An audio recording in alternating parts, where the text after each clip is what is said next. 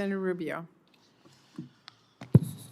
Secretary Mayorkas, under our current laws, I know I'm correct on this, if you endorse or you espouse terrorist views and you apply for a visa, that's denied, you're inadmissible, right? I believe that's the correct language. So what if you already have a visa, and then while in the U.S. with that visa, you espouse or support terrorist activity? Shouldn't that be an automatic cancellation of that visa? Senator, I would have to check the law, but I would understand that it might be a basis for the revocation of the visa and the removal of the individual. I'd want to check the law in that area. Well, I think it makes sense that if you can't get a visa because you espouse terrorist views or endorse terrorist views, if you have a visa and then you do that while a visitor, we're talking about visitors to the United States, that visa should be canceled. I would agree. Okay, good, because I'm asking the administration to enforce that, and I hope you will. I think that's important. Let me get, and there's a lot of talk about immigration. I deal with immigration every day because, as you know, where I live in Miami, virtually everyone's from somewhere else, whether it's another state or primarily another country in South Florida. So everywhere I go, I'm just going to read all about what people tell me. This is what they tell me. I talked to a lady 3 days ago. She says her son, I forgot the exact, he may be in Honduras. She's going to Venmo him $5,000, $6,000 or Cash App. He's going to pay someone to bring him to the U.S. border where he will present himself to border officials. He will be admitted into the country at some point, released. He knows this because other people have done it. Depending on how he's released, within 180 days, I believe, he'll have a work permit. And at some point in the future, he'll have to show up for a hearing, maybe not get an immediate trial date, but he's basically within the next 8 weeks is going to be living in the United States. This is the pattern that they have established and that they understand. And once he's successful at doing that, he'll obviously tell people back home how he did it, and they'll do the same thing. Is that not, in essence, what is happening?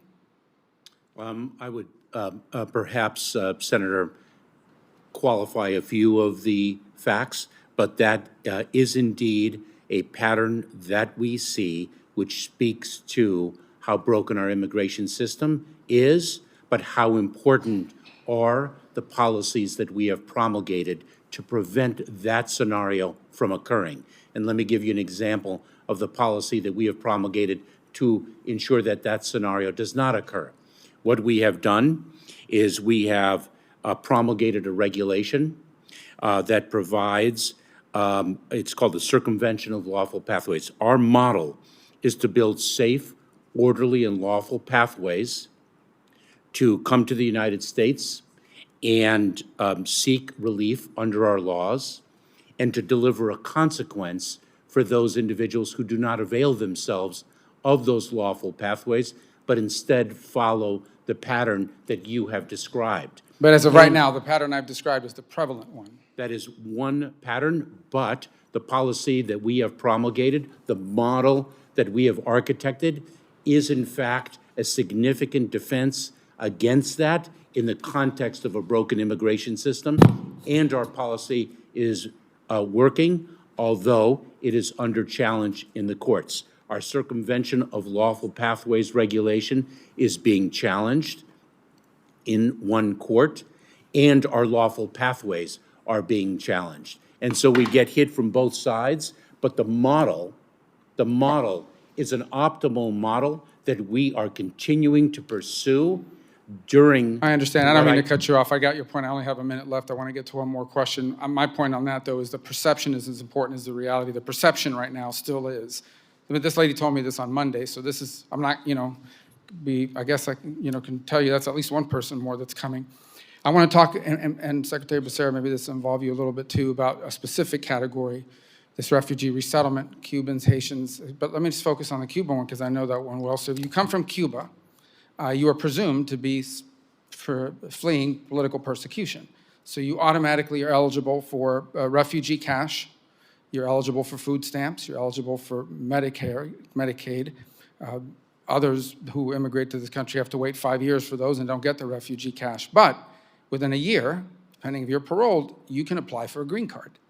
And then you can travel back to Cuba as often as you want, multiple times. You can take cash. You can buy stuff with the food stamps. I've seen it. Okay, this is not, I didn't read this in a magazine. I've seen it. They use the food stamps, they fill up these bags, and they take it back to Cuba over there, or they just transfer cash back. Some people go back to Cuba for 3 months at a time. They've been here a year. How, if you are fleeing persecution, how can it be that a year later you are spending summers in Cuba? How can it be that less than a year later you're traveling back 6, 8 times a year to Cuba? I've never heard of people fleeing persecution going back to a place repeatedly. There's an issue here, is there not? Senator, you respectfully allow me to say that you've misdescribed the Cuban Adjustment Act and what happens when an individual from Cuba arrives in the United States, because we do indeed remove individuals to Cuba. So, Assuming Cuba will accept them and they're ineligible for some reason, right? That is correct. But the overwhelming majority do not get removed. That is, Which is fine. I'm just saying, if once you, I'm not talking about the people that are here. Once you are here, you're assumed here because you're a refugee fleeing persecution, and you have a host of benefits at a minimum. If a year later you're here on a refugee, but you're going back to Cuba 6 times, shouldn't you at least lose the refugee status? Senator, let me follow up with your concern. The question being, if I understand it correctly, is if indeed an individual flees the country of origin by reason of fear of persecution, they obtain refugee status because Specifically Cuban in this case. Okay. Because, yes, because that fear has been affirmed and they are now a refugee. Does their desire and actually travel to the country of origin militate against the legitimacy of their claim? Actually, if it's a year later, Senator yes. Baldwin? I will follow up on that, Senator.